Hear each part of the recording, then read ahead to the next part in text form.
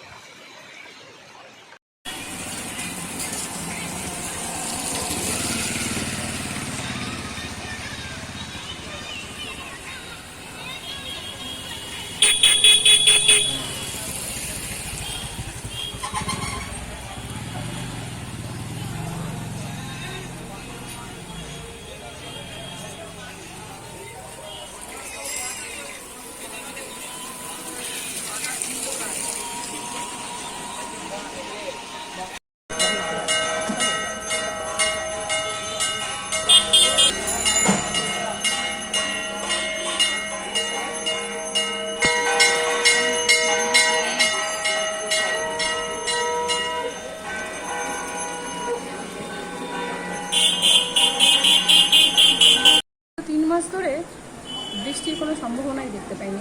আজ হঠাৎই বৃষ্টির আসাতে আমাদের খুব আনন্দ হয়েছে। আনন্দ মানে খুবই আনন্দ হয়েছে। এই গরমের জন্য আমরা ভীষণভাবে কষ্ট পাচ্ছিলাম সবাই। মোটামুটি মানে বলাই বাহুল্য যে আমাদের এই বৃষ্টি আসাতে অনেক মানুষের উপকারও হয়েছে। 2 মাস প্রায় বিরাট গরম, তাপমাত্রা বিরাট ছিল। আজকে সামান্য বৃষ্টি হতে আমাদের সবারই ভালো লাগছে। এই বৃষ্টিটা আরও কাল পরশুর মধ্যে আরও হয়, একটু তাপমাত্রা কমবে।